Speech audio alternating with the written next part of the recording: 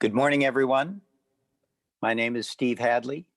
I chair the board of the United States Institute of Peace, and I'm delighted to welcome you to Passing the Baton, Securing America's Future Together. USIP has hosted a Passing the Baton event after every change in administration for the last 20 years, starting in 2001, when President Clinton's National Security Advisor, Sandy Berger, passed the baton to his successor, Condoleezza Rice, who we are honored to have with us again today. This year, we gather in the wake of a violent insurrection against our capital, the symbol and foundation of our democracy. The insurrection was marked by hateful expressions of white supremacy and anti-Semitism. These never are and never can be tolerated. There is no question that January 6th was one of the greatest tests of American democracy in recent memory. But as lawmakers gathered that same night to fulfill their constitutional duty, it was also the greatest measure of our democracy's resilience. Ultimately, the events of January 6th underscore that despite the challenges and the fault lines, our democratic system remains the strongest, most powerful form of governance on earth and the most effective vehicle for driving sustainable peace. Today, as we consider the formidable foreign policy and national security challenges facing the nation, we must recommit to navigating the road ahead together in the spirit, tradition, and principles of liberty and union that have been the bedrock of our republic since its founding. We have an important dynamic set of discussions focused on exactly this issue today. And here to tell you more about this morning's event is the new president and CEO of the United States Institute of Peace, Lise Grande.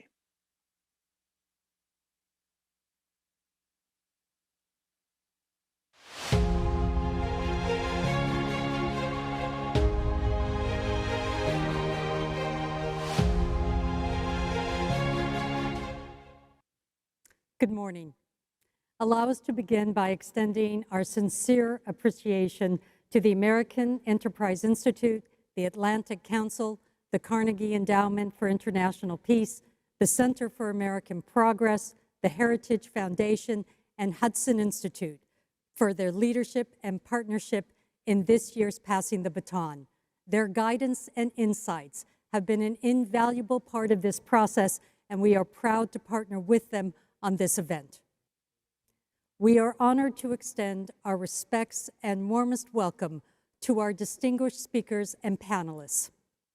To Mr. Jake Sullivan, National Security Advisor to President Biden. To Ambassador Robert O'Brien, former National Security Advisor to President Trump. To Secretary Condoleezza Rice, the 66th Secretary of State and former National Security Advisor to President George W. Bush.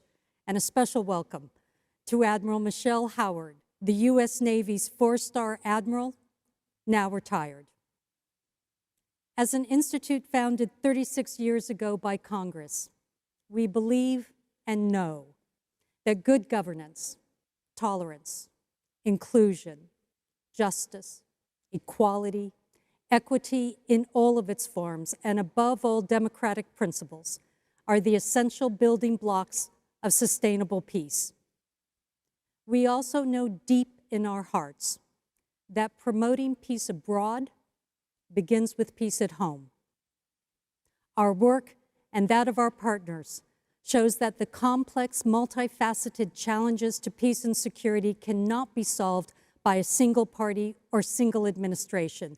They require the best ideas, the best thinking, and collaboration from all sides of the aisle. Passing the Baton, an event we have hosted for the last 20 years, is an opportunity for us to reaffirm the transfer of power and the importance of bipartisanship in U.S. foreign policy.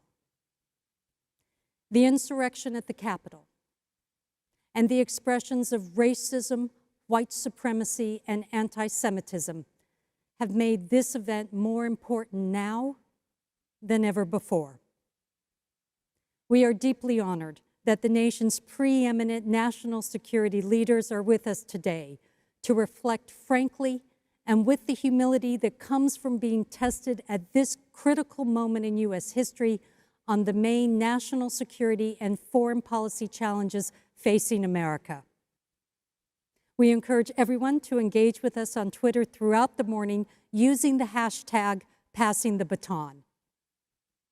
Before our keynote discussion with Secretary Rice, National Security Advisor Sullivan, and former National Security Advisor O'Brien, we're very pleased to share a video message from Admiral Howard, the first woman to achieve the rank of 4-star admiral, and the first woman to be appointed to the position of Vice Chief of Naval Operations, and the first African-American woman to reach the rank of 3 and 4 stars in any branch of the U.S. Armed Forces, to help us frame this important conversation.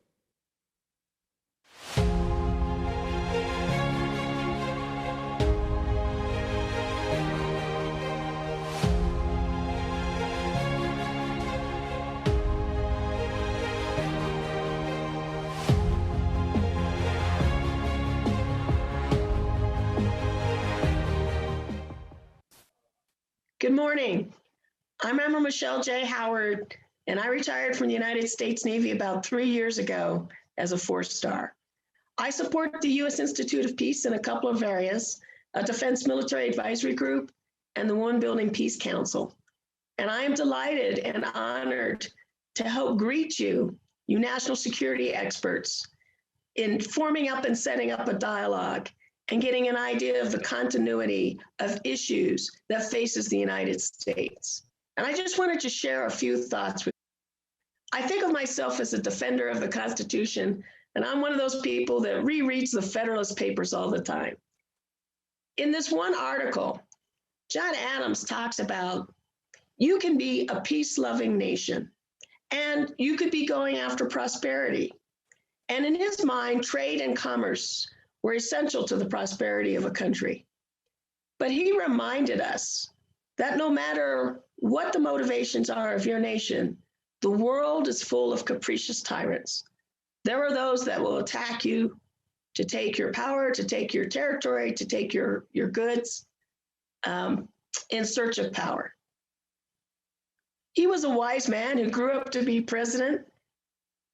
But in framing the Constitution and a need for defense and this idea of defense in support of national security, it's a reminder that in many ways the globe hasn't changed. We still pursue prosperity as a nation, but we still live among capricious tyrants.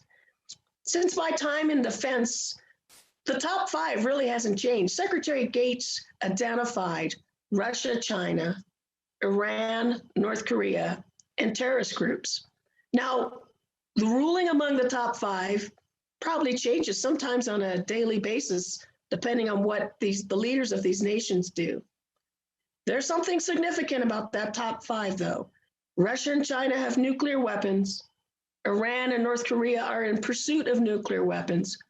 And with Iran and North Korea, with malice towards the United States, developing long-range missile systems, with the idea of using these nuclear weapons against us. And so the capricious tyrants still exist. Well, what has this got to do with peace? Well, I will tell you from my experience with a top 5 like that, it is overwhelming in terms of expertise needed, policy making. It can consume a government. And then there's the rest of the world that isn't necessarily stable. So to me, an investment in peace and keeping the rest of the world stable allows the United States to focus on the immediate national security threats. And in the end, peacekeeping, peace building, stabilization is far less costly than defense. Not just the monetary cost, but the cost of lives. And so thank you for investing in the U.S. Institute of Peace and willing to have a dialogue about national security, the continuum of capricious tyrants, and what's most important for our nation. It's important for our citizens, and it's important for the prosperity of America. Thank you.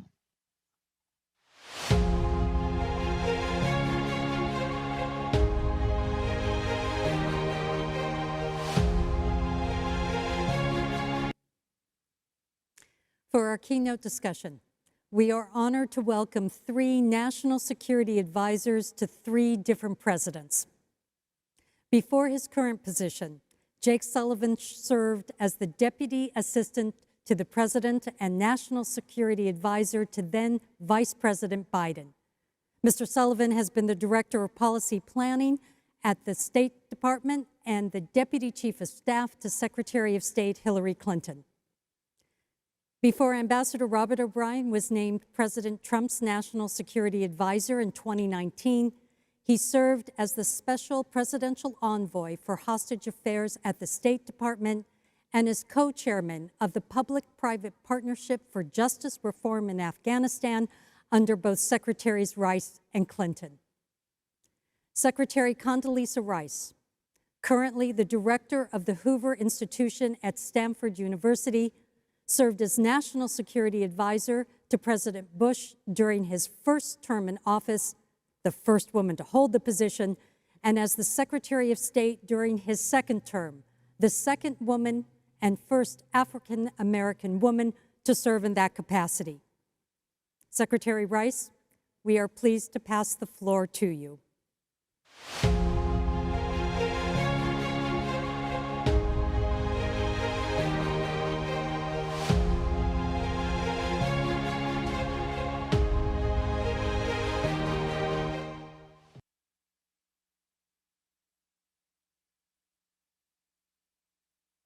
Hello, and I want to begin by thanking the U.S. Institute of Peace for arranging this opportunity to talk about the world, to talk about the challenges facing American foreign policy.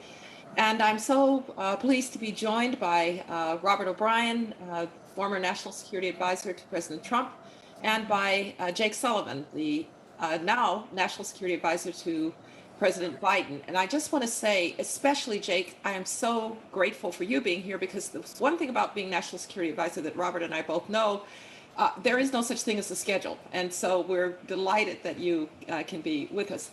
In fact, I'd like to start by asking a question about the role, the position.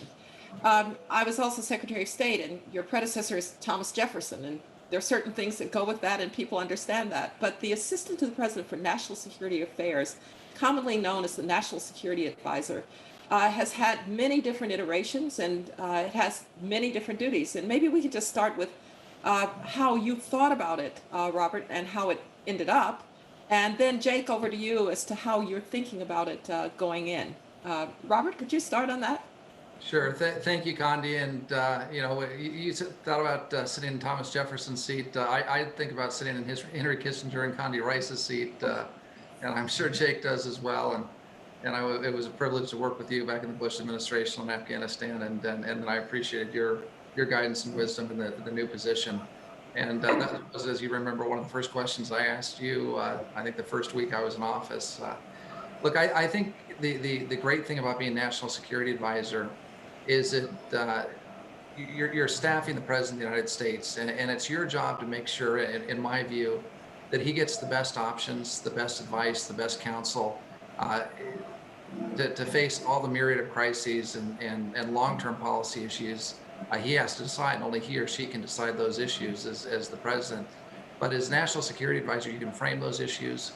You can pull out the entire government together and have a whole of government discussion of where we should go and how we should address whatever the matter is that's facing the president that day. And then, it's your job to make sure that he gets the best options or the best policy advice. Sometimes, as you know, there's a split on that advice, and I always tried to make sure as National Security Advisor that the different parties had their day in court and could get in front of the president and give President Trump, in my case, the various options he had to decide a matter and move forward. And I felt that was one of the great things about the job. You could see everything, you saw the intelligence, and then you could help the president get to his decision and then ultimately implement his policies once he'd made that decision.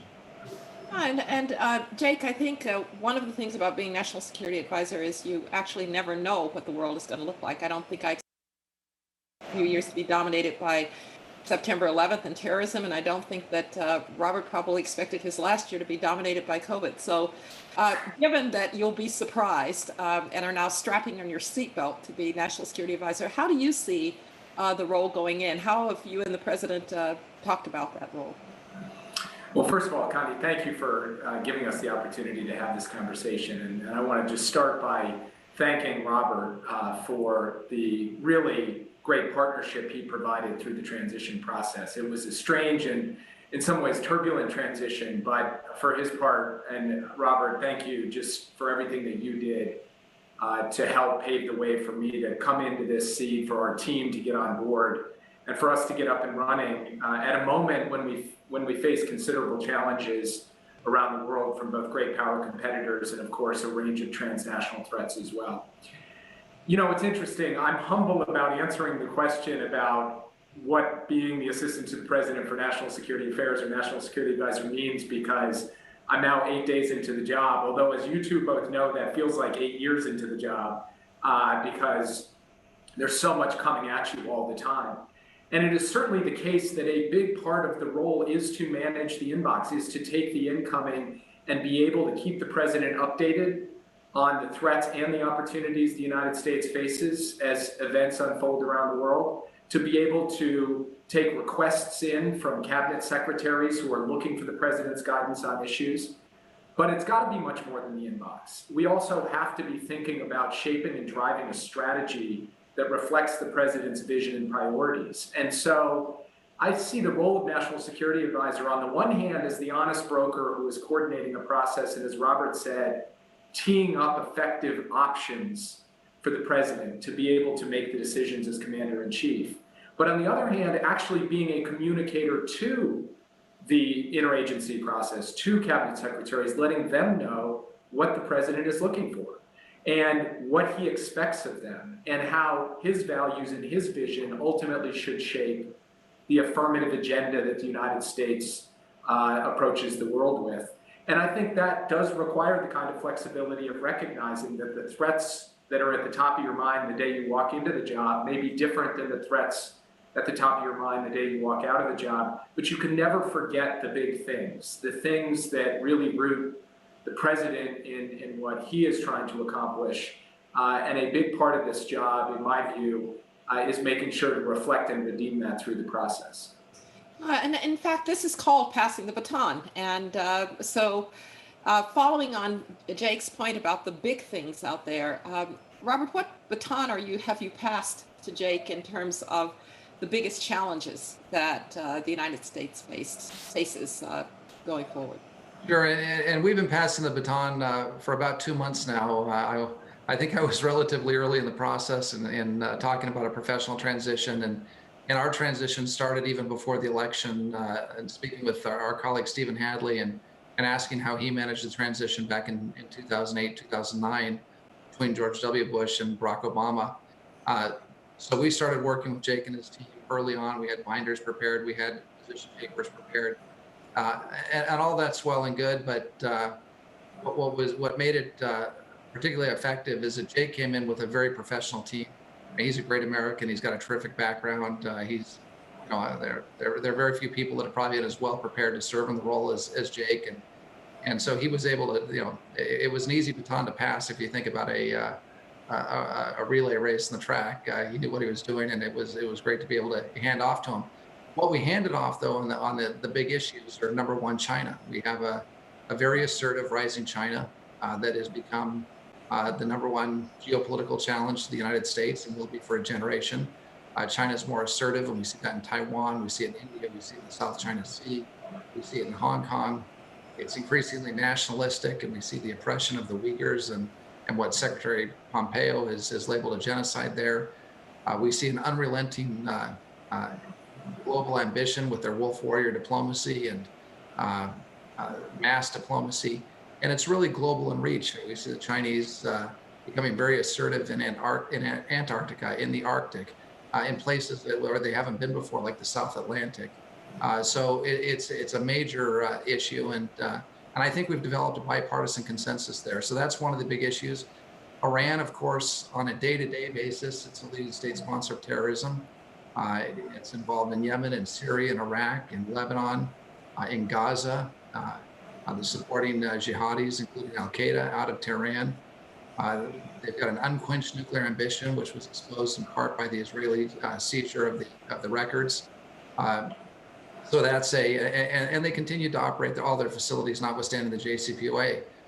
In Russia, you have a country with not a great economy and a declining demographic situation, and yet they're compensating for it with extremely advanced weapon systems, especially in the nuclear and space and cyber realms, where they're compensating for their lack of size in both population and economy vis-a-vis both China and the United States. They're very close to China now. And we're seeing a boutique approach to getting involved in conflicts in places like Syria, using the Wagner Group and Little Green Men and that sort of thing. And then finally, there are plenty of challenges out there. I know Jake is glad he's in the seat now and is daily responsible for these. But there are things like the cartels, and that's not something that's been on the high on folks' list. But transnational organized crime is something that I wasn't expecting to see as much of, and I think in some ways it was exacerbated by COVID. But you take a look at the PCC cartel in Brazil, which is a major democracy, important partner in the United States, and the PCC is taking over territory within Brazil. We're seeing the Sinaloa cartel and others in Mexico. The cartels are making a comeback in Colombia. So I think that's an issue that may not be on everyone's radar, but is a very significant problem that affects Americans because of the drug trafficking and because of the violence on a day-to-day basis. So those are just a few of the big issues that are on Jake's plate that we passed off to him, and some of those were passed on to the Trump administration by the last administration. They haven't changed: China, Russia, Iran. But it's a full plate for him and his team. But he's a great American, and he's got a very solid front office team that I got to know, and I know he's going to do a super job. Jake, you want to talk a little bit about some of those challenges and both how you see them now and perhaps how you're thinking about ways to not address them in terms of policy, but to start to get together strategically how the United States might take these challenges? Well, first, listening to Robert, I'm sort of wondering if either of you want your old job back, because yeah, that's a full plate, and that was only an illustrative list. Robert probably could have gone on for another 5-10 minutes about the sheer range of threats and the turbulence facing us in many different quarters and on many different issues around the globe. When I think about the really foundational question of what is the most important national security priority facing the United States, it occurs to me something that Joe Biden has really reinforced for us, which is that foreign policy is domestic policy and domestic policy is foreign policy. And at the end of the day, right now, the most profound national security challenge facing the United States is getting our own house in order, is domestic renewal. We are facing a COVID-19 pandemic that continues to ravage our population. We are facing an economic crisis that is devastating Main Street small businesses and working families. We're obviously facing the effects in every part of our country of a climate crisis. And of course, there have been the acute threats to our basic constitutional republic and the deep divisions that have only been reinforced by that. And so when you ask the question about the question of priority and the question of strategy, it sort of comes together for me in the proposition that we have to put ourselves in a position of strength to be able to deal with the challenges we face around the world. And establishing that position of strength has to be the kind of fundamental early work of this administration. And it goes both for the great power competition questions, particularly as it respects China, and a position of strength to deal with these significant transnational threats that could impact Americans' way of life. The climate crisis, nuclear proliferation, cyber attacks, continuing economic devastation that is occurring not just here, but around the world, and more. And so really what we are invested in is thinking about what are the core components of the strength that we need to be able to effectively manage this set of threats and challenges. The first is what I just said, the domestic renewal. Then there is the investment in allies and really trying to reinvigorate our alliances, but not return them to the way they were before, rather think about how we modernize those alliances to deal with the threats of the future. It's reestablishing our place in critical international institutions, from the Paris Climate Accord to the World Health Organization and beyond. And then it's speaking clearly and consistently about our values, but in a way that actually is consistent with living out our values here at home as well. And so I think what you will see in terms of the work that we are doing out of the gate, a huge amount of it is about shaping the overall environment within which we are going to have to grapple with these threats and challenges, trying to establish that position of strength on those pillars I just described. And from there, be able to carry forward effective strategies to deal with the China challenge, to deal with the climate crisis, to deal with not just this pandemic, but future pandemics, and so much else. Let me go back to you, Jake, and then I'll come back to Robert, but I just want to bore in on something that you said. You mentioned in there, consistent with our values. And one of the hardest challenges, really, for American foreign policy now for many, many decades has been not that our interests and our values are at war with one another, not by any means, but that sometimes one or the other seems to have to lead. When we talk about, for instance, China, Robert mentioned the genocide against the Uyghurs. Robert mentioned Hong Kong and human rights and the attitude toward Taiwan. One could even talk about China's use of the internet and of AI technologies for actually social control, making it very hard to think about a single internet. So in many ways, this problem of values and interests comes together when you have a great power competitor who doesn't share your values, who in fact challenges your interests. I often say, you know, with the Soviet Union, we were dealing with a country that was a military giant, but a technological midget.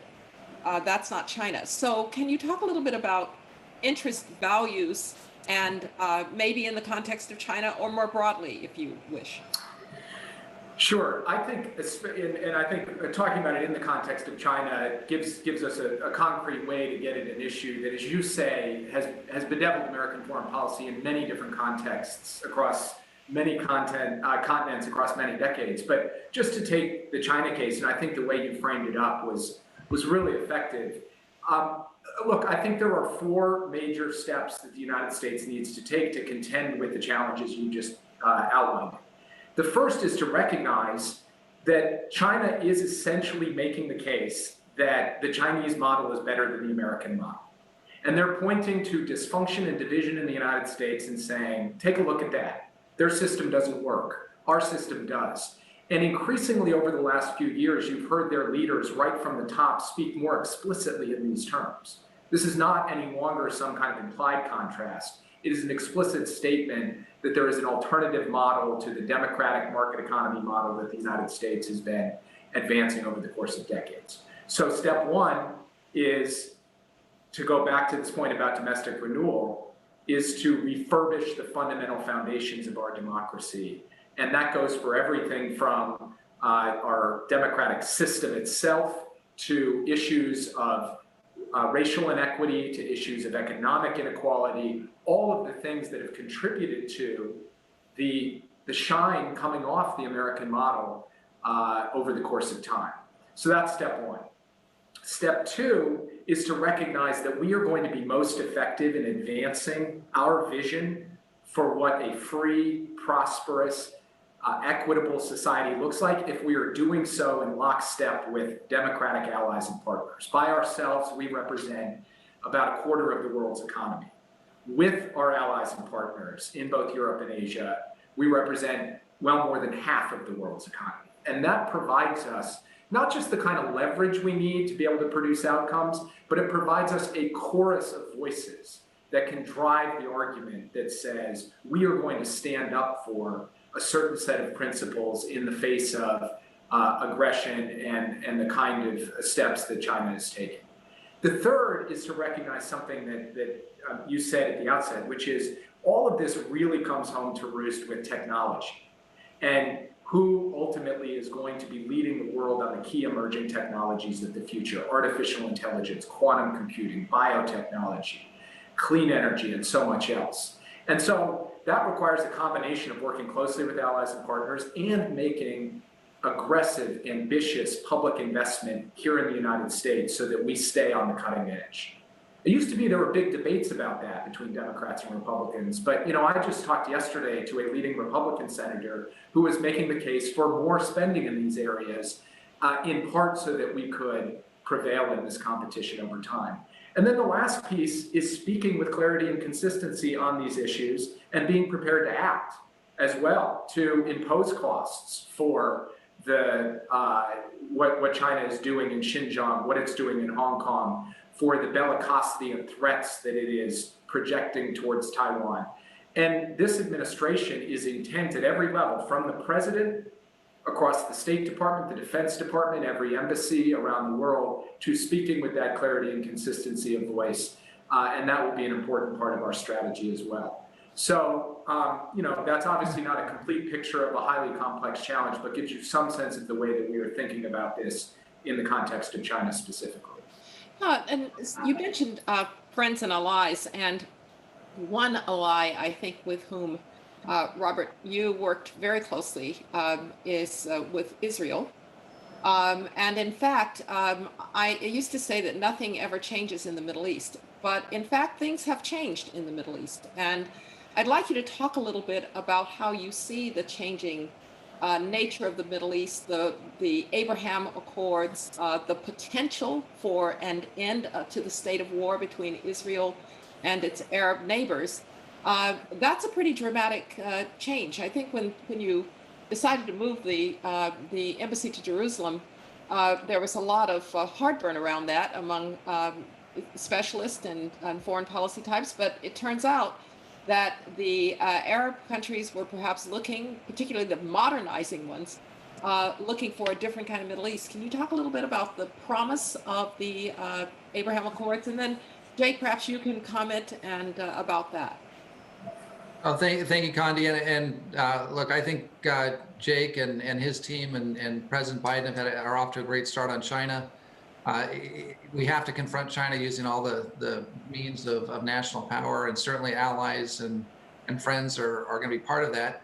And democracies are messy. Democracies are never going to be as, whether it's India or Brazil or the UK with Brexit or the challenges that we've been through of late, it's never going to be as clean or as crisp as an authoritarian model, which, at least on the surface, look like they're going along smoothly, even though there may be icebergs and rocks and things happening below the surface that we don't see. So, I'm glad to see that. And I think as we work together with our allies, especially with the Quad, Japan, Australia, India, and the United States, which may be the most important relationship we've established since NATO at a high level, I think we're going to be able to confront that challenge. And we were able to put together the Quad the same way we were able to put together the Abraham Accords, and that was looking at a strategic challenge in the Middle East, which was Iran. And we had close partners and allies, whether it was UAE or Bahrain, where we have large numbers of soldiers, sailors, airmen, Marines stationed, our close democratic and enduring ally, Israel. And we had these partners who were all confronting a very aggressive Iran in the region that was attempting to extend its hegemony over the entire Middle East. And we thought to ourselves, why aren't our friends who have these same common national security interests aligning more closely? Let's bring them together from a diplomatic standpoint. Let's bring them together from an economic standpoint. And let's bring them together from eventually a defense standpoint so that they can stand together with us against a common threat that we have from Iran, and as well as extremism and jihadism.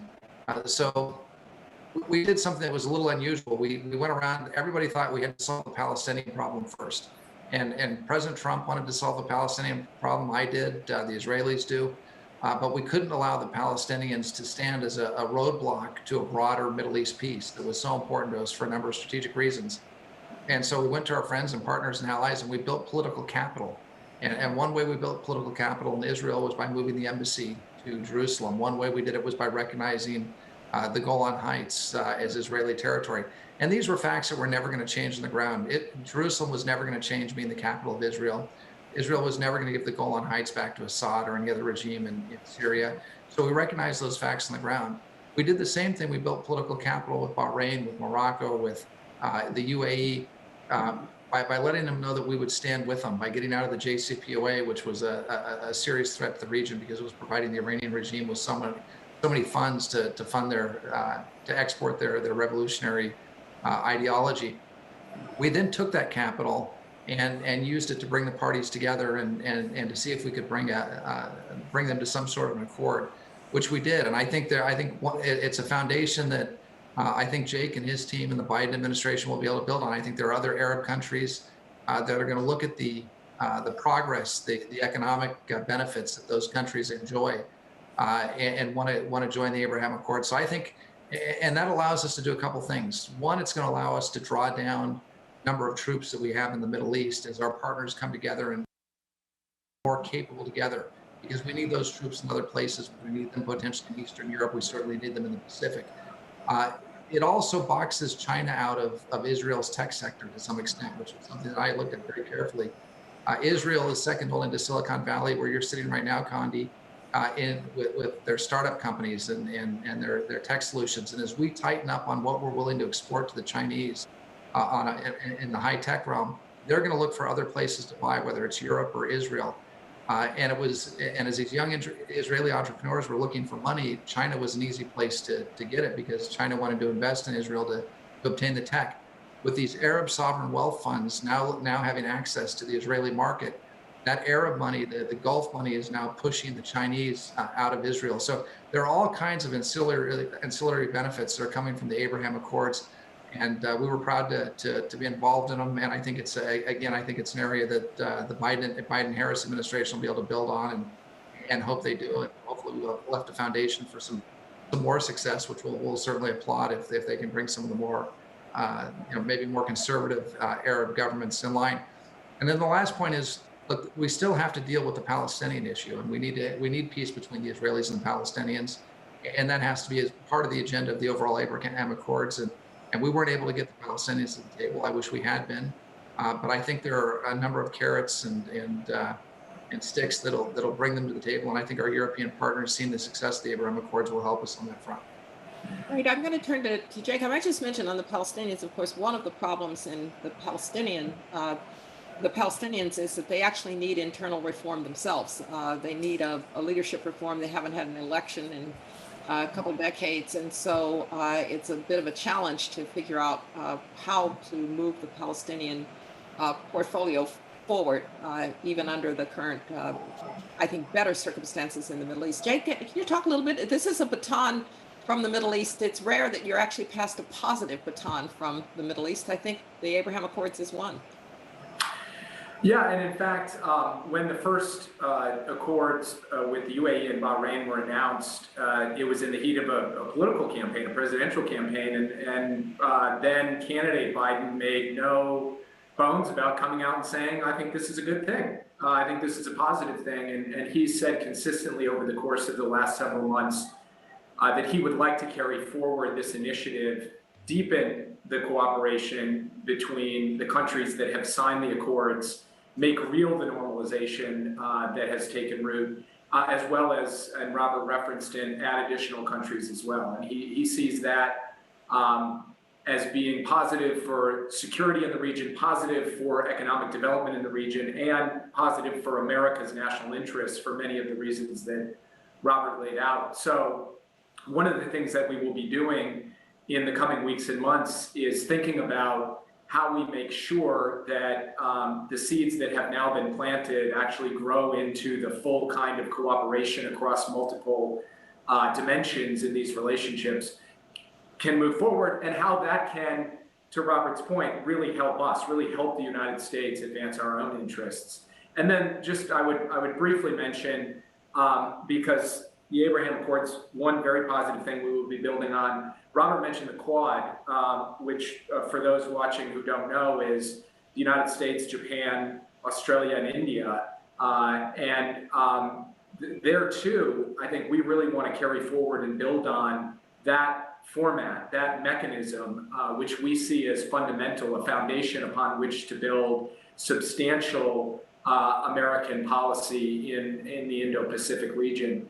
So those are, in two different theaters of the world, two initiatives that I think you will see continuity and an effort to reinforce and invigorate and carry forward steps that had been taken by the previous administration.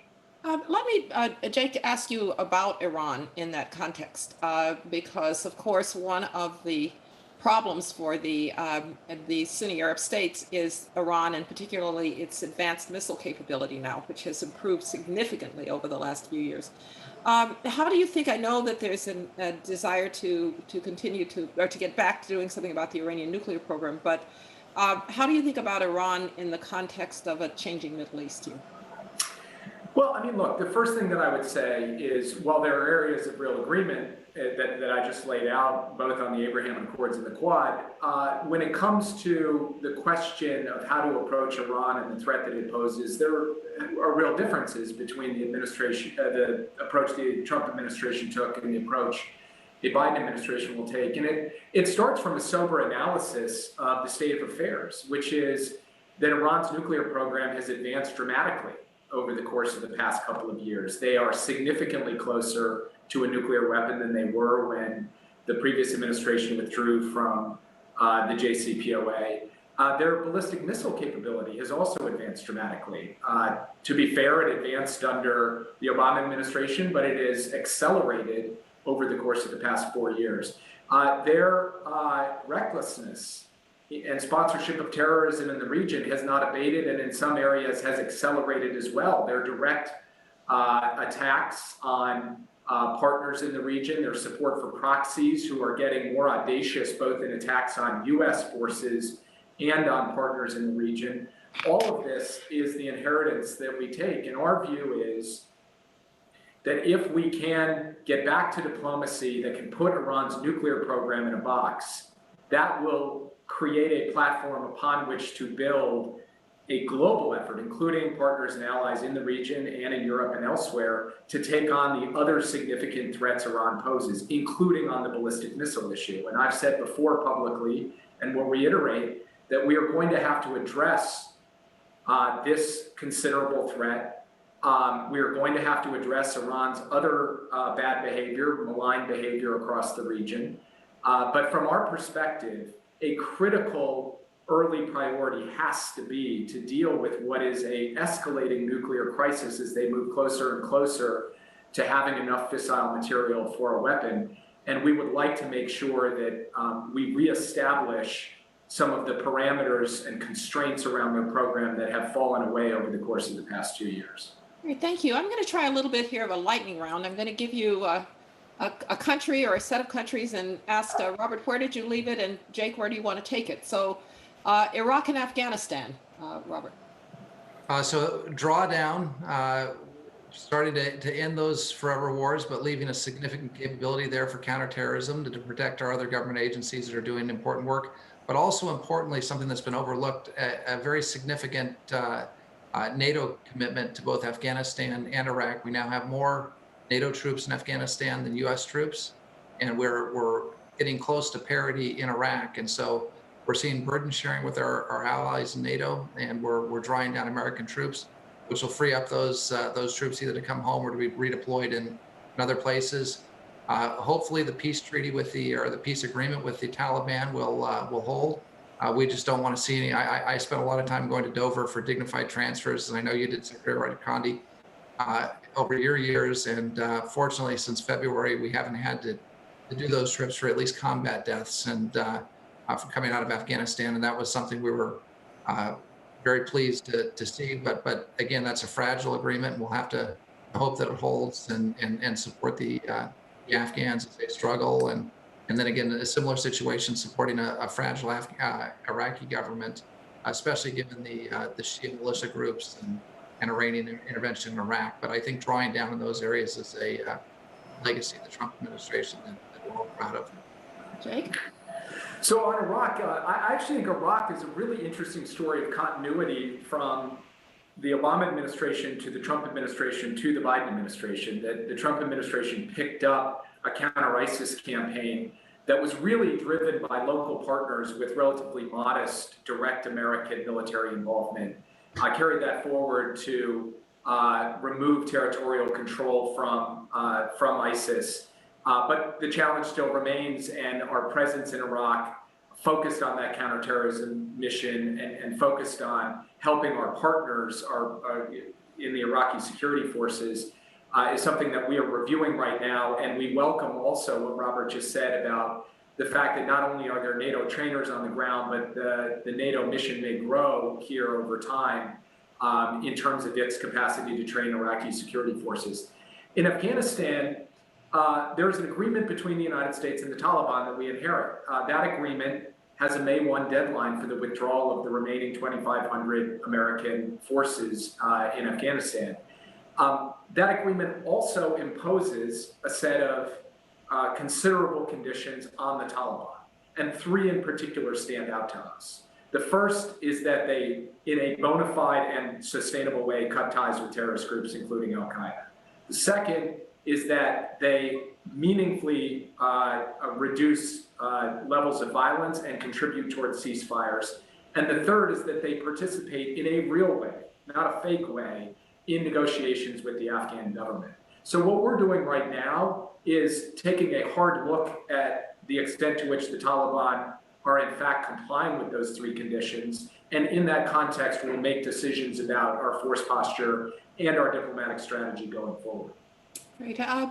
Robert, Russia, where did you leave it? Jake, where do you want to take it? Actually, quite a bit of ferment right now in Russia around Navalny's return.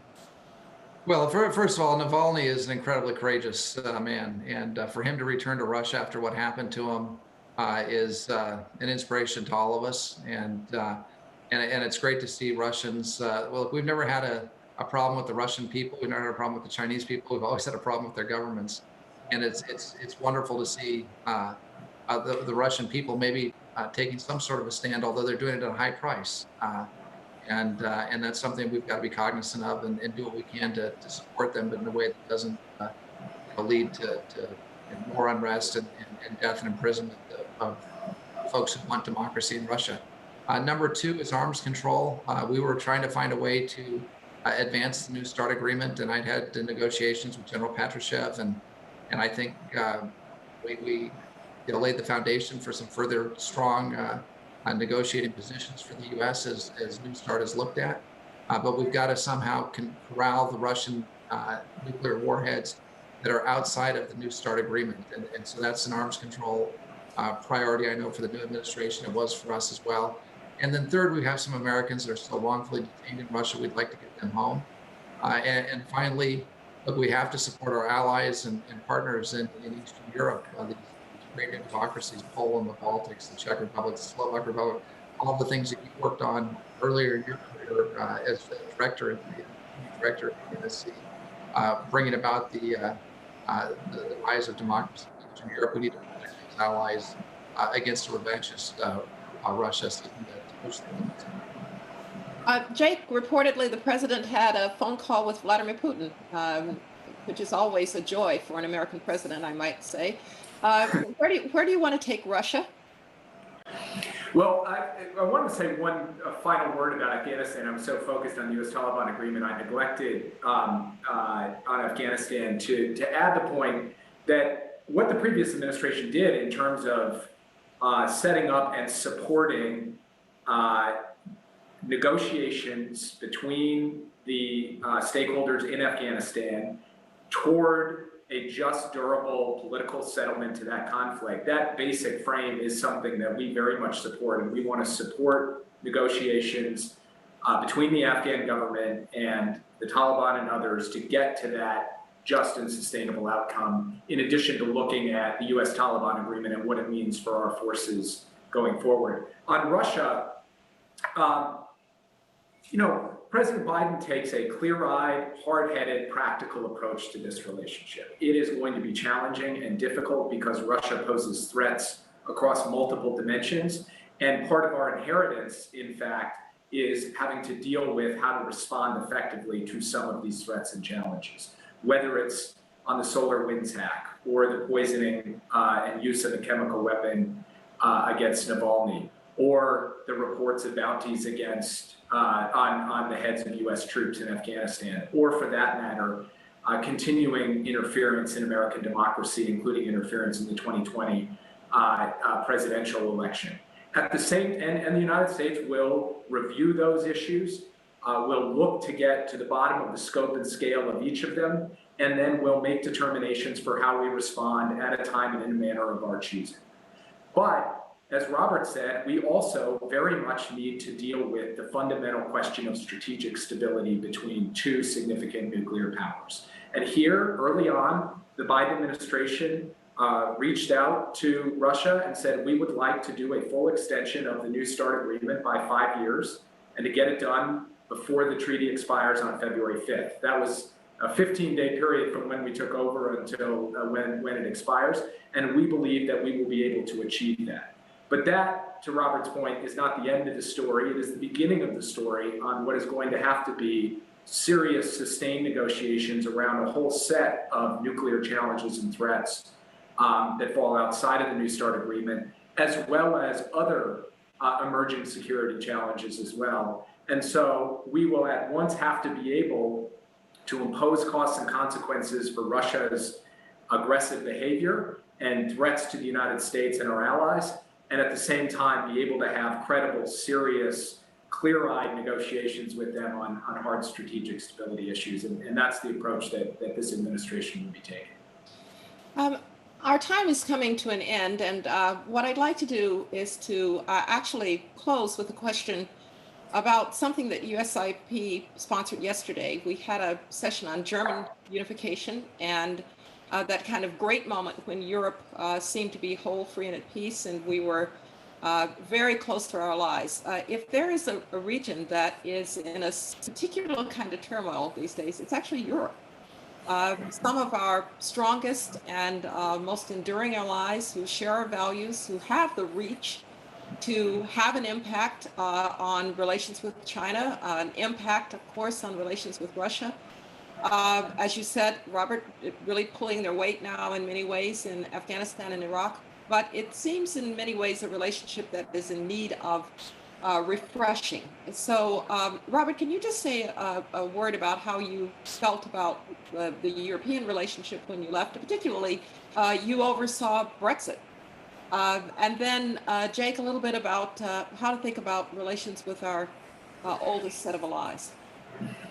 Well, I think, and that's a great question and an interesting one relating to Europe, because sometimes we talk about Europe as a whole, and it's really it's a number of different countries. I think it was Kissinger who said, when I want to call Europe, who do I call? And we had very good, and among my closest relationships as National Security Advisor were with my European counterparts, and I think that'll be the same for Jake.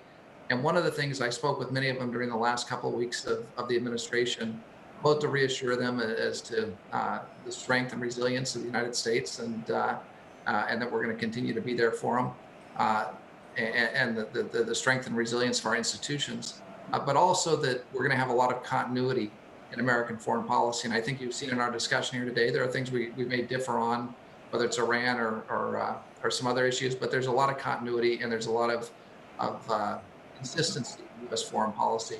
And that crosses over Republican and Democratic administrations. As far as the Europeans themselves, the French were a tremendous ally for us and are highly capable and are often overlooked. But they were fighting with us all through the Sahel. They helped secure a number of our hostages. We took out a number of Al-Qaeda leaders in Western Africa with our French colleagues. They've got 5,000 or 6,000 troops deployed in the region. We have less than 1,000. So again, another great example of burden sharing. We have tremendous relationships with the Dutch, with the Danes, with the British on the security front, on the foreign policy front, in addressing the questions of Huawei. The Germans are always a little bit difficult, and they have stronger relations with China and Russia than perhaps we would like. The Nord Stream 2 pipeline was an area that we had a lot of divergence with the Germans. They sell millions of cars, probably more cars in China now than they do here in the U.S. So German interests, do diverge from U.S. interest from time to time in big ways, and yet they have incredible sway over Europe. So that's one of the challenges that Jake and his team and President Biden will have to work on. It was a challenge that we certainly had in the Trump administration, is how do you bring Europe along when most of Europe and most European countries will be with us on key issues, but Germany, which really dominates Brussels and dominates Europe, often takes a very different view from the U.S. And so that's perhaps a bigger challenge than even Brexit, in my view. But again, that Atlantic alliance is core to the United States, as Jake mentioned earlier. When you talk about the great democracies of Brazil and India and Europe together with the United States, it's a team that can't be beat by the authoritarian countries, by Iran, by Russia, by China, even in concert. So we need to make sure that relationship's strong. And I think, Jake can address this, but I think you're going to see a real commitment to that transatlantic alliance in the Biden-Harris administration. Jake, over to you for the last word. Yeah, I'll pick up exactly where Robert left off. The foundation upon which we are going to effectively be able to prevail in geopolitical competition and effectively prevail against these significant transnational challenges that threaten America's way of life, that foundation is going to be the foundation of our alliances, and none are more critical than the transatlantic alliance. Dean Acheson, after the end of the Second World War, spoke about American strategy with this phrase, situations of strength. He thought that the basic thrust and purpose of American foreign policy had to be to create situations of strength so that when we contended with an adversary or we contended with any kind of significant challenge, we were at a point of maximum advantage in dealing with it. And that's basically the mindset that I come to this job with, which is how do we create those situations of strength? And when it comes to Europe, getting on the same page with the Europeans, whether it's to do with China's trade and technology abuses, or it's to do with the climate crisis, or it's to do with the common challenge we each face from domestic violent extremism, that is going to be a way in which we can create those situations of strength. But as Robert also pointed out, it's not as simple as just picking up the phone and saying, hey, let's all get together and decide on a common approach and we can do it in a day or a week, because we don't have entirely aligned perspectives on every one of these issues. We do have some challenges even between us on trade issues and other things. This is going to take work, and it's going to take deep consultation, and it's going to take persistence at trying to get to a common picture of the threats and challenges we face, and then a common picture of the actions that we have to take jointly. I think China is right at the top of the list of things that we've got to work together on, and where there is work to do to get fully aligned, but there are many other issues as well. And so, as Robert noted, it is going to be a major emphasis of this administration, not just to deal with the rest of the world with Europe, but also to work with Europe on the challenges Europe faces internally, and frankly, the challenges the United States faces internally as well. Well, thank you very much. Again, I want to thank Steve Hadley, another national security advisor in recovery.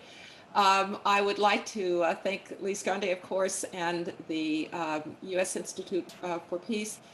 I especially want to thank Robert for your service over these years and the excellent way in which you conducted yourself in the conduct of American foreign policy, and of course, for the smooth transition to Jake and to the Biden administration. I think there is no more important message delivered by this setting of the passing of the baton, that American foreign policy, in fact, America, is at its best when it can find bipartisan consensus on our values, not always on our policy, but on our values, and a commitment to the American people that those of us who have been and those of us who are now charged with the conduct of American foreign policy will do so in a bipartisan way, consistent with the view of the founders, that it takes compromise, it takes constant contestation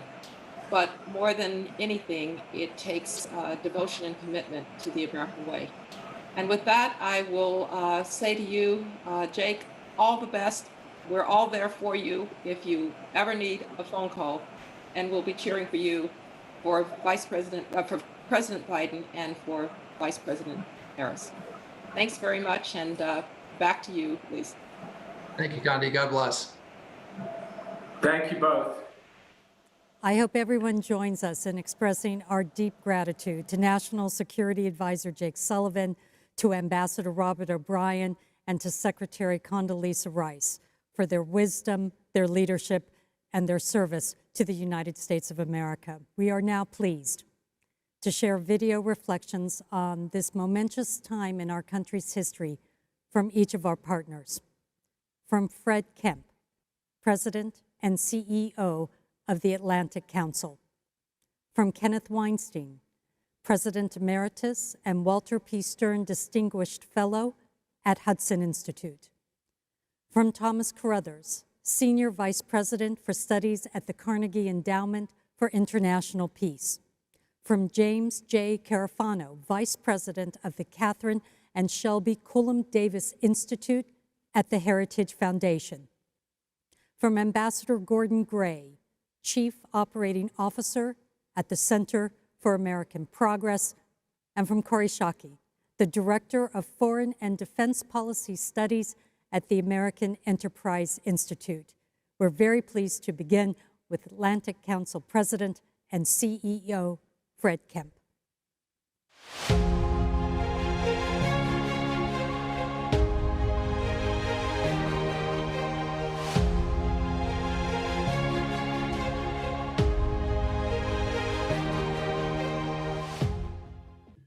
Greetings, I'm Fred Kemp, President and CEO of the Atlantic Council.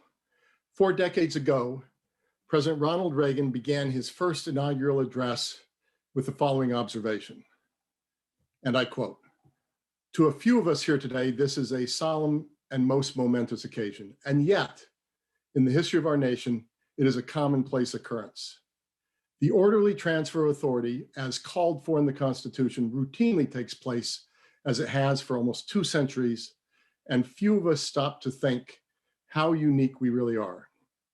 In the eyes of many in the world, this every 4-year ceremony we accept as normal is nothing less than a miracle. In this year, where a mob threatened that miracle during the violence of January 6th on Capitol Hill, we confronted both the vulnerabilities and the resilience of our democracy. The resilience with the return of legislators a few hours later to perform their constitutional duty of certifying the electoral results. It is in that spirit, recognizing those vulnerabilities and celebrating that resilience, that I want to thank Lise Grande, President of the United States Institute of Peace, for gathering us virtually for this particularly significant edition of Passing the Baton.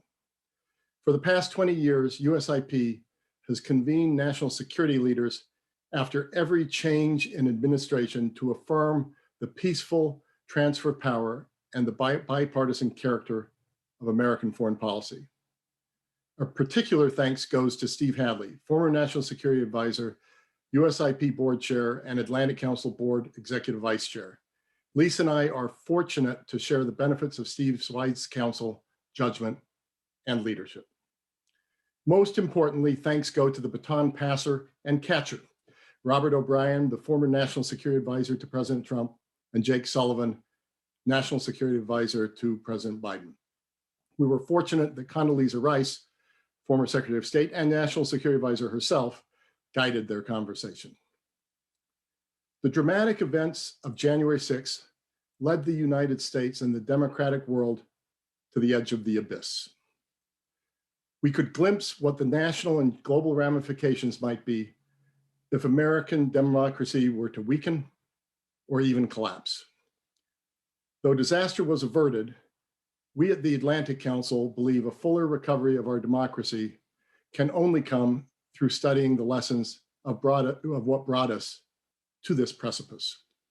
In politics, the reality is that the language and actions of our leaders alter the boundaries of what's viewed as permissible in public behavior. At about 3 in the morning on January 7th, Senate Chaplain Barry Black said, and I quote, "These tragedies have reminded us that words matter, and the power of life and death is in the tongue." Through the 3 decades that I served as Wall Street Journal reporter and editor before coming to the Atlantic Council, I saw that truth in action in a positive sense during the democratic changes in the Soviet Union, the Soviet bloc, and elsewhere in the world. Now we see the power of language in a more negative way through the authoritarian resurgence in places like China and Russia, through the rise of angry nationalism in weakening democracies around the world, and through a global recession of democratic rights over the past decade as measured by Freedom House.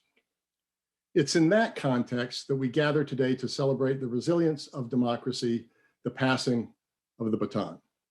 It's in that context that we at the Atlantic Council have reflected on what the recent string of events mean to our values-driven, nonpartisan international work. First, it means we will advance that work with even greater resolve. Our mission of shaping the global future constructively alongside partners and allies will never be complete. The dangers will come in different forms and different times. We need to adapt our responses to those emerging challenges, whether it be an economic crisis or the worst pandemic in a century.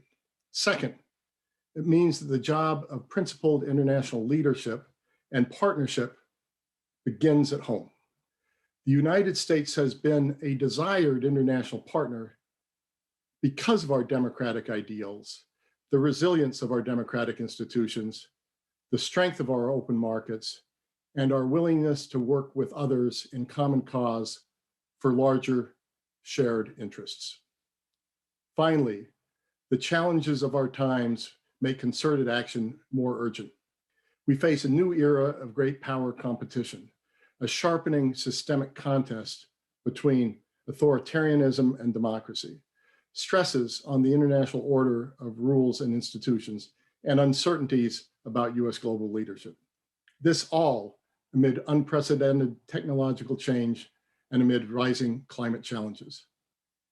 None of these tests can be met by a United States that is so divided or by an international community that lacks common purpose. The trauma of January 6th should prompt us to redouble our efforts within the United States and among our allies and partners to strengthen our principles and to strengthen our bonds.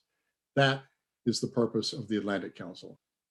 My German immigrant parents, who sacrificed so much to embrace the ideals of America for themselves and for their families, would have been alarmed at the violence at the Capitol. Yet they would have had faith that the country of their dreams would rise to that challenge and learn from it and improve, as that country always had. The criminal acts against our democracy failed, but it will be actions now that determine whether the problems we face can be a catalyst for American renewal and make us stronger as a country and as a global community or not. In the 60th year of our existence, we at the Atlantic Council believe there is no better time to come together in our country and in our global community in common cause. Otherwise, we would have missed the lessons of our collective glimpse into the abyss. Thank you so much for your attention.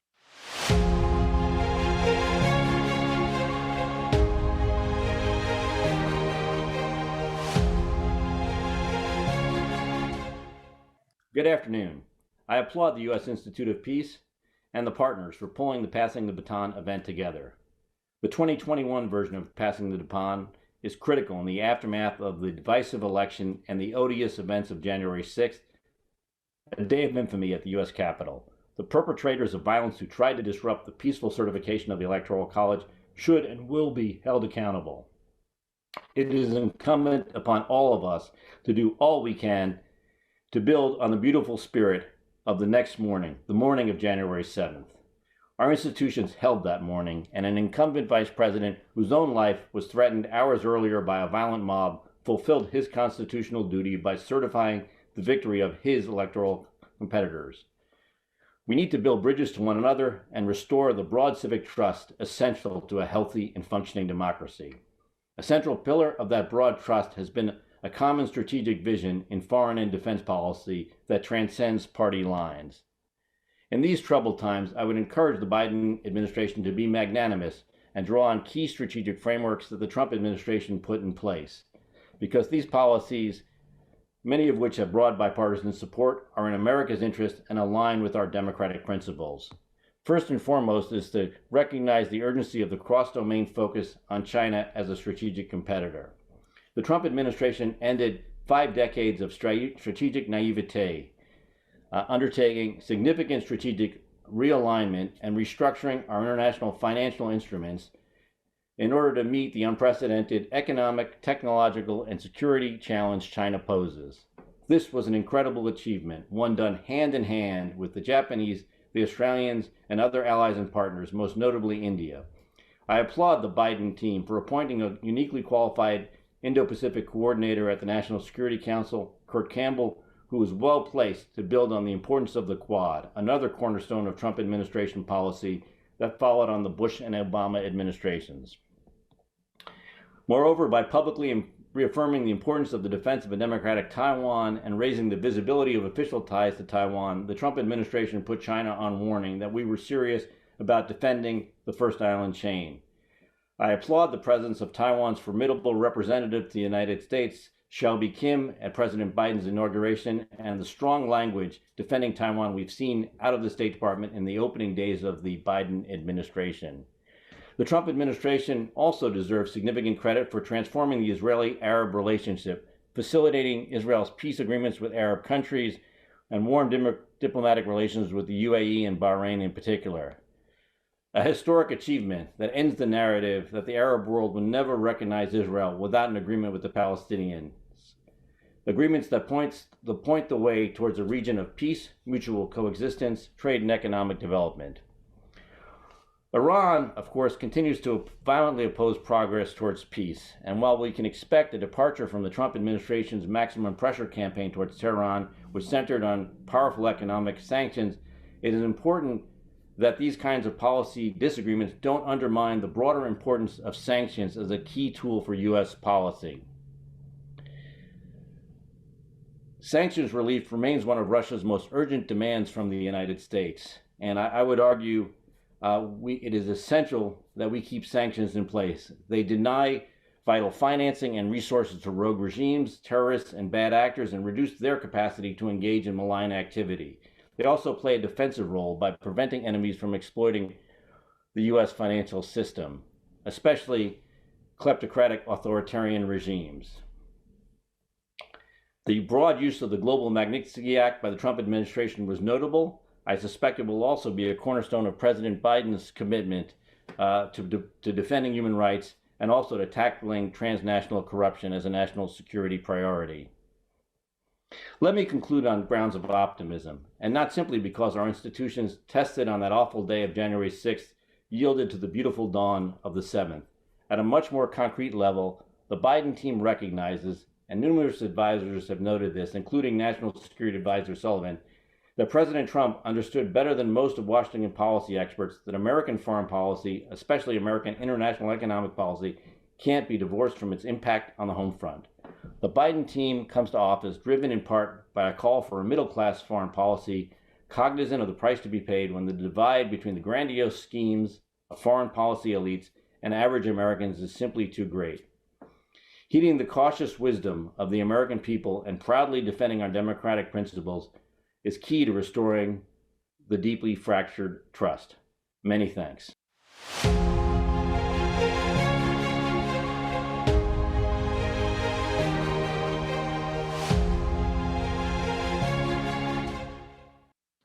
Hi, I'm Thomas Carruthers. I'm Senior Vice President for Studies at the Carnegie Endowment for International Peace. My pleasure to be with you.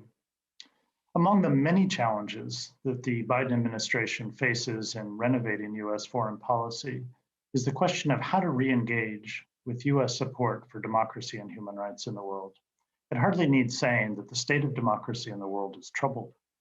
Many democracies are struggling to achieve the democratic aspirations they set for themselves a generation ago. Many established democracies, including our own, are struggling as well. And a number of non-democratic powers are asserting themselves in the world in ways that work against a more democratic world. Although US interests are complex, we can boil it down in a simple way to say that the United States is a safer, more prosperous country if it lives in a more democratic world. Thus, it behooves the United States to find ways to support democracy.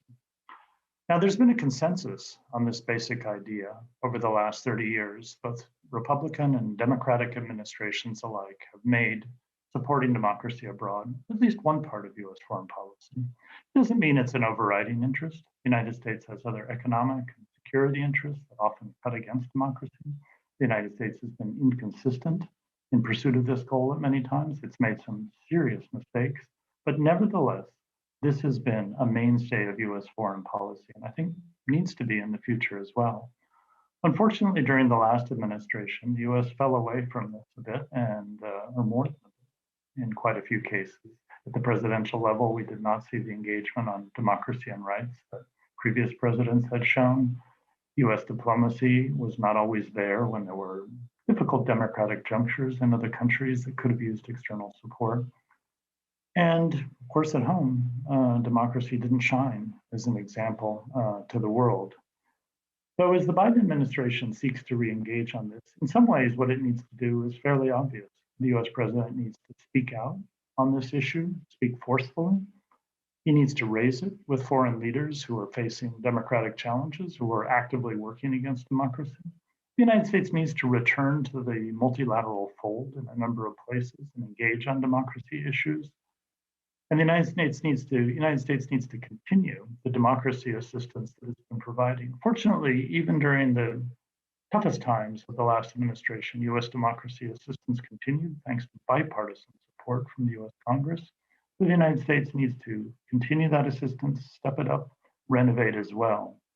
Now, as it does all of these things, the Biden administration faces a special challenge, which is, it's really pretty obvious, unfortunately, to the world that US democracy has been in a very troubled state, not just the insurrection in the Capitol on January 6th, the challenges to the free and fair elections that the United States held in November, and other violation of democratic norms by politicians over the last several years.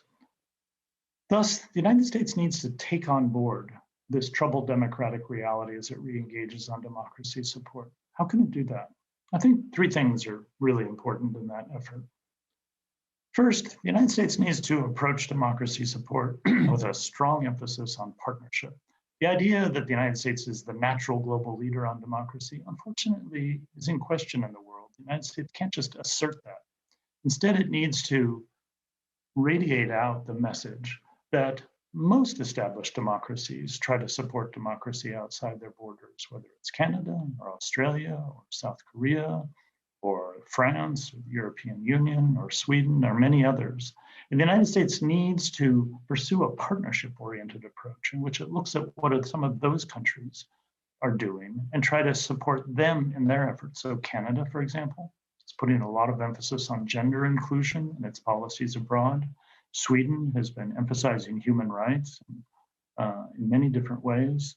Great Britain has been pursuing anti-corruption policies that are important. In all of these domains and others, the United States can move in alongside and say, how can we support?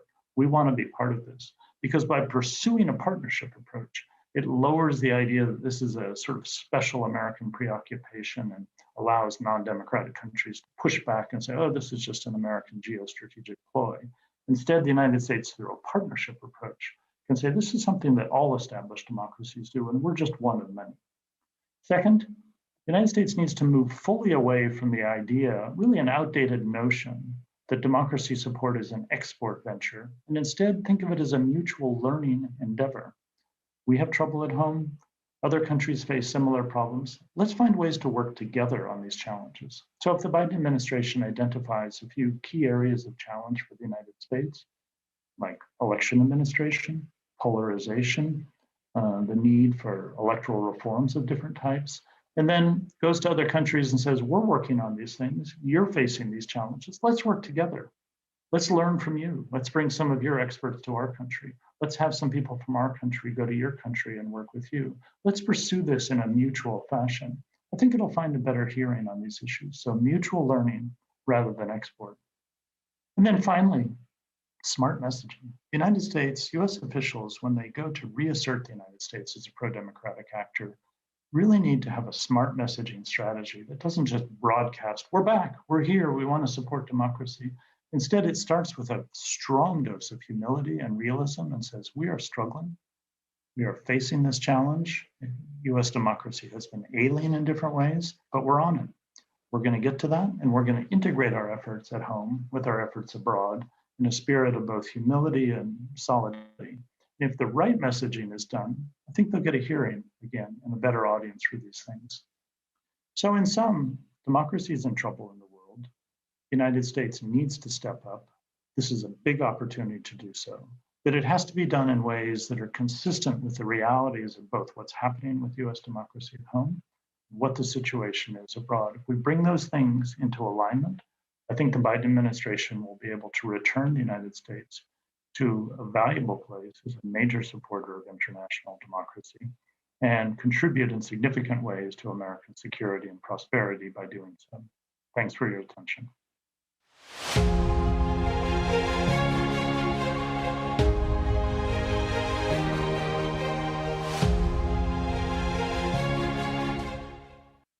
Well, I want to thank the U.S. Institute of Peace for inviting us to participate. USIP and Heritage have been great partners through the years. We've worked on a lot of projects and had a lot of success. And I think the reason that is we always kind of lived by the rule that you put policy ahead of politics. I think it worked for us. And I really think it is the magic formula that we should all be focusing on, go ahead to deal with the really great challenges we have in the future. Certainly, I think topping that list is dealing with the issues of great power competition. I don't think that is a bumper sticker. I don't think it's a Republican mantra or a Democratic mantra. I think it's the reality of the world that we live in today. And if we don't adapt our policies to deal with the challenges it presents, then we're missing really the great generational challenge that we face in our lives. I think nuclear issues are something we're all going to have to pay a lot more attention to. Part of great power competition is achieving strategic and conventional balance. Part of that is the important role of strategic and conventional deterrence. And so I think we'll be talking a lot more about nuclear systems, arms control, and I think it's just an issue that all of us need to be prepared to take a lot more seriously. As we enter a post-COVID world, I think there's an important role for American leadership in leading the post-COVID economic recovery of the free world. I don't think that's traditional trade deals or protectionist policies or kind of traditional foreign assistance. I think we need new models. I think the private sector needs to play an important role, and government really needs to facilitate that. So I think it's something that we all need to give a lot more attention to and talk an awful lot more about. And finally, I think we need to take a hard look at the Atlantic region. We talk a lot about the Indo-Pacific strategy and how we bring prosperity and stability to that region. We've kind of taken the Atlantic region for granted, from the Arctic to the Antarctic, from Europe to Canada, Latin America to Africa. But I think it's a part of the world that we have to pay attention to as a holistic region and think about what policies can ensure the continued stability and prosperity of the region. Again, I really want to commend USIP for this really important event and their leadership. Thank you for having me.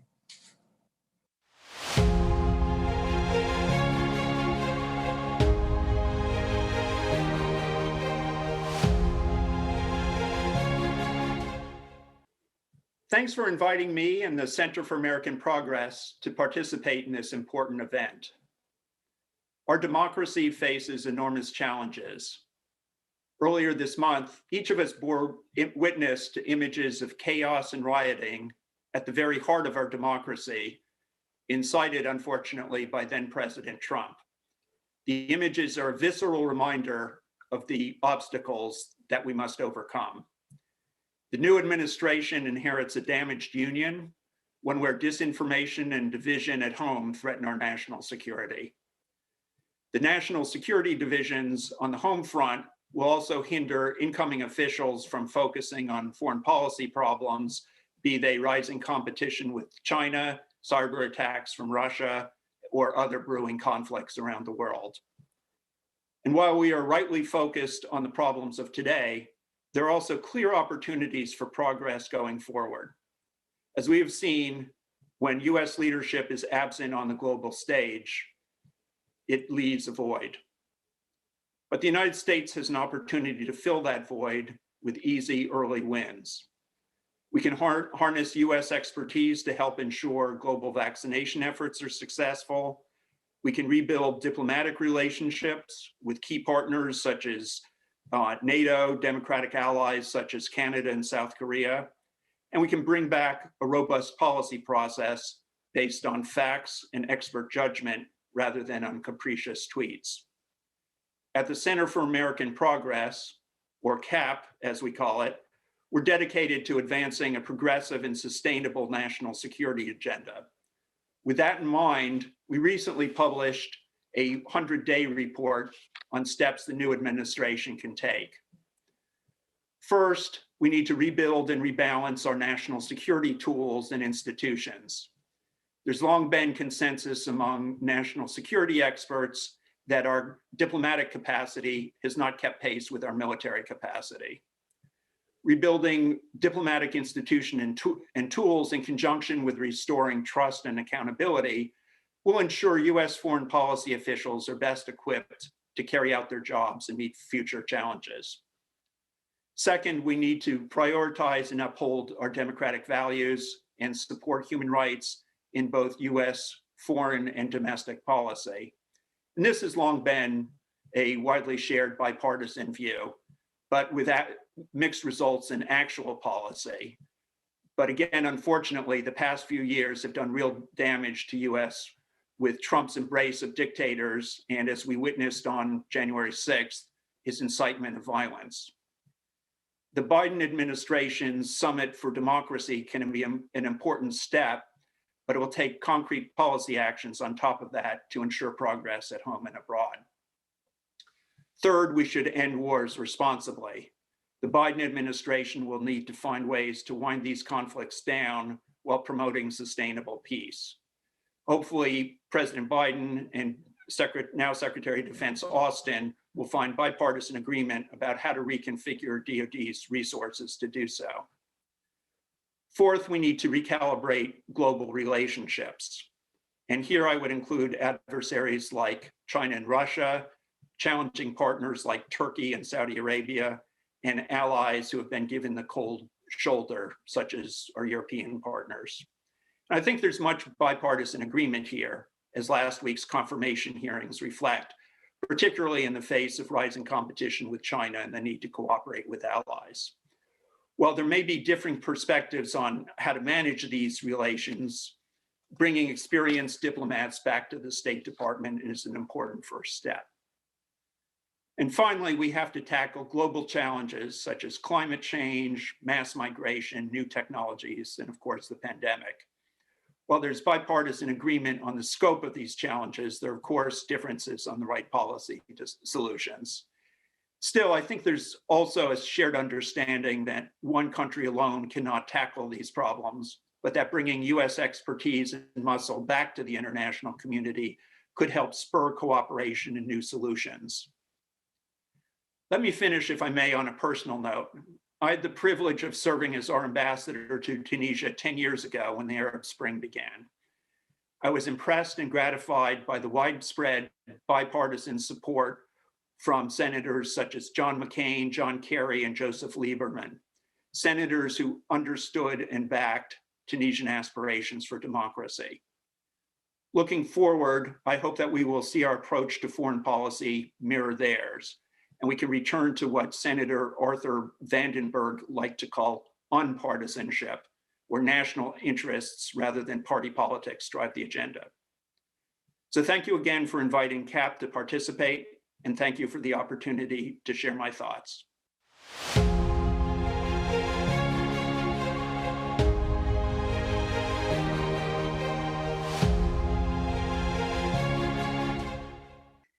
I'm Corey Shockey, the director of the Foreign and Defense Policy Studies program at the American Enterprise Institute.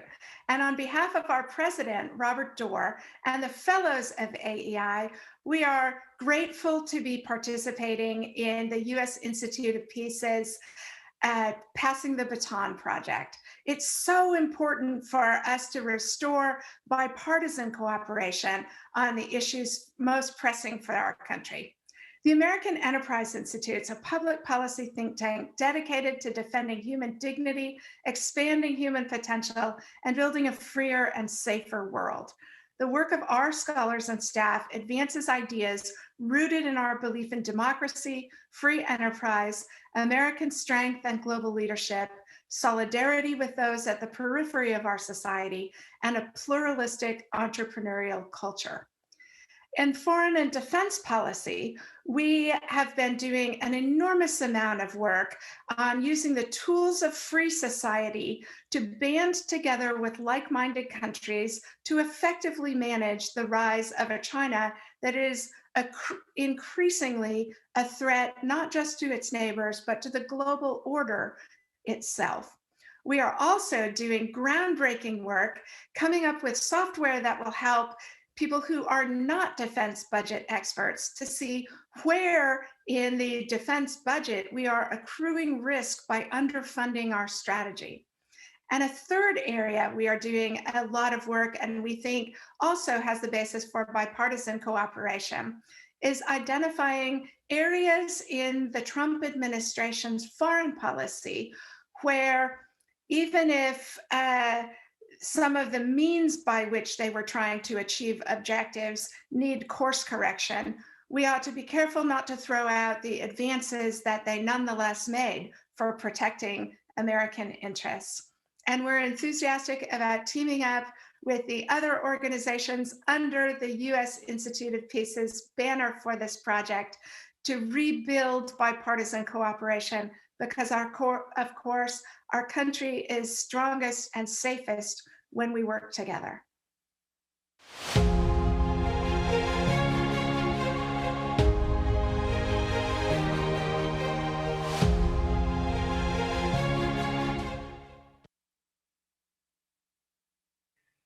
My name is George Moose, and I have the pleasure of serving as Vice Chair of the Board of Directors of the U.S. Institute of Peace. Let me begin by thanking our panelists and partner organization representatives for sending us off with those reflections. As their comments made clear, there is a broadly shared understanding of the momentous opportunities and daunting challenges that lie ahead for American foreign policy and national security. Their remarks also affirm that there is an equally shared understanding of the nonpartisan character of those opportunities and challenges. The issues are certainly multifaceted and complex, and they will demand the concerted attention and effort of our entire foreign policy community. Let me offer special thanks to our principal speakers and participants, Admiral Michelle Howard, National Security Advisor Jake Sullivan, outgoing National Security Advisor Robert O'Brien, and former Secretary of State Condoleezza Rice. Their very presence here today reaffirms the importance of standing united against threats to global peace and security. And last but not least, I wish to thank you, our audience, for joining us for this important conversation. A recording of this event can be found on our website at usip.org. We will be hosting other bipartisan conversations on foreign policy and national security in the weeks to come, and we hope you will join us. We look forward to working with our partners here in the US and around the world, and continuing to play a leading role in the effort to prevent violent conflict and promote sustainable peace. I thank you.